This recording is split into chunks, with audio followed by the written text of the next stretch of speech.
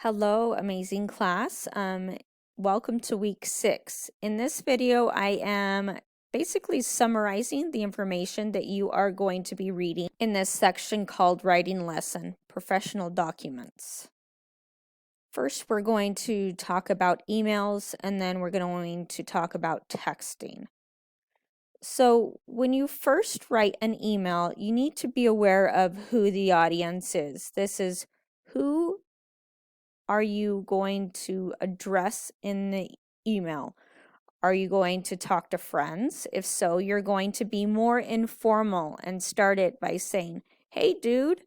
Or if you are talking to someone at work or your boss, you're going to address it more formal. And you're going to do it based on what is appropriate for your country. Here in North America, we address women as MS period. This means Mrs., a female who's not married, and it's getting more common that we just use MS period for any female that we encounter because regardless if she's married or not, we are professional. MRS period is Mrs., and this means that she's married. And MR period means Mr., and it's male, and we don't distinguish between married or not. Or you're going to address a group of people. So for example, when I am writing an email to the entire class, I don't name you each individually because that would mean that my beginning of my email would probably be an entire paragraph. So I address you as hello class. So be aware of whether you're addressing one person or a whole group. All right. And be aware that the purpose of the email needs to be very clear.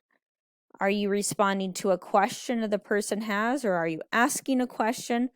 So for example, if you're responding to a question, you are going to be very professional in your response. Probably say something like, in your email, you asked me what time the meeting is for tomorrow, March 3rd. Well, the meeting will happen at 11 a.m. So when we respond to questions, we need to be very clear that the question and then our answer to it. Or whether we're asking a question or confirming something.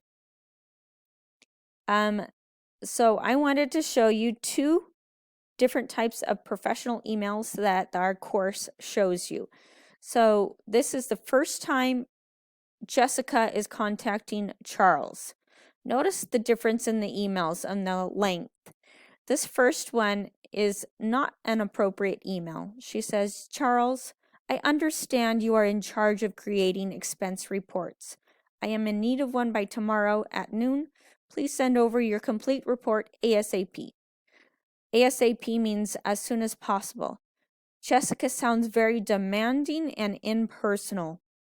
Where in the second email, I'm not going to read it out the whole thing. I'm just going to read this first paragraph. She says, "My name is Jessica and I work in the communications department." Notice she says which part of the company she's working for. "I just got out of a meeting with James Jones, so he's probably a superior of hers. And he mentioned that you are the one in charge of creating departmental expense reports." So notice how this is much more professional and she is stating her purpose. In a different video, I'm going to talk about the different parts of an email, okay, for our email that you have that you need to write this week. And then, so I just want to show you some different interactions that I've had with students, and so you can see how appropriate or inappropriate emails can sound.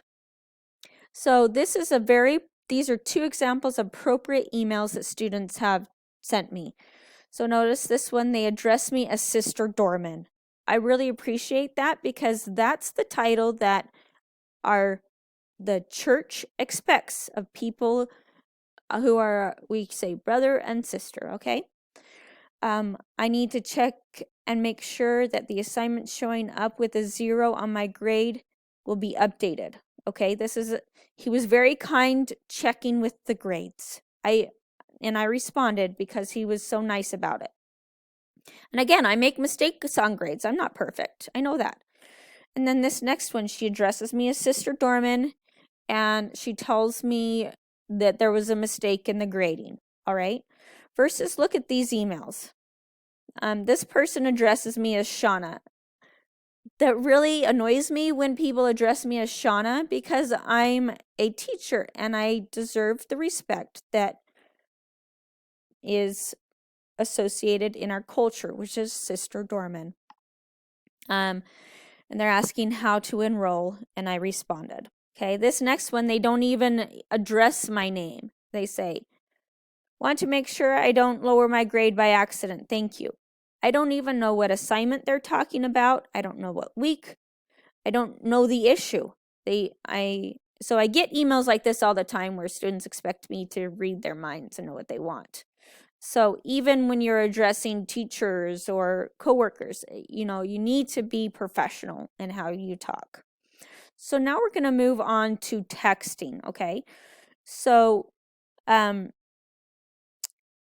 whether you're texting business or a friend, the first time you communicate to a business, you should always send an email, all right? Even if you have the person's phone number, it is appropriate to email the first contact. Okay, so the way you're going to address the person, whether it's a business or friend, is very much similar to the email, okay? So if it's a friend that you're aware of, then you're going to say, hey, dude, or I call my friends, hey, girl, let's go out to lunch today. All right, but if it's a business, then I'm going to be appropriate and use Miss Dorman or Mr. Smith.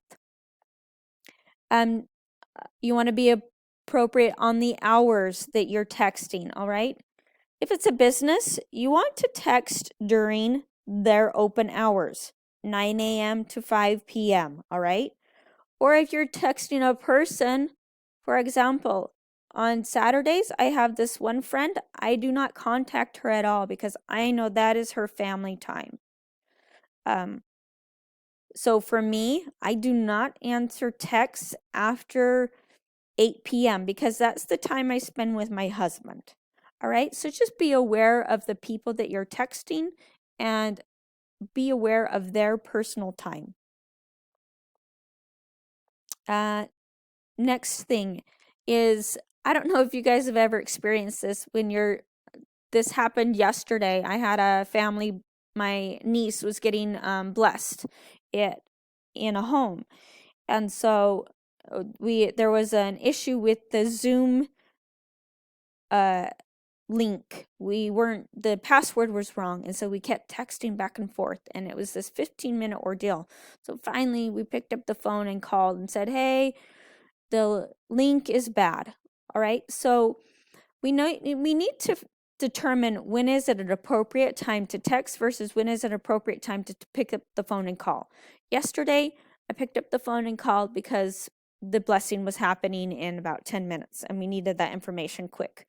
Versus texting is meant for short bursts of information that may not be time sensitive. All right, so these are kind of a summary of what you will encounter in your reading this week. In the next video, I'm going to talk about the specific email that you're going to be writing.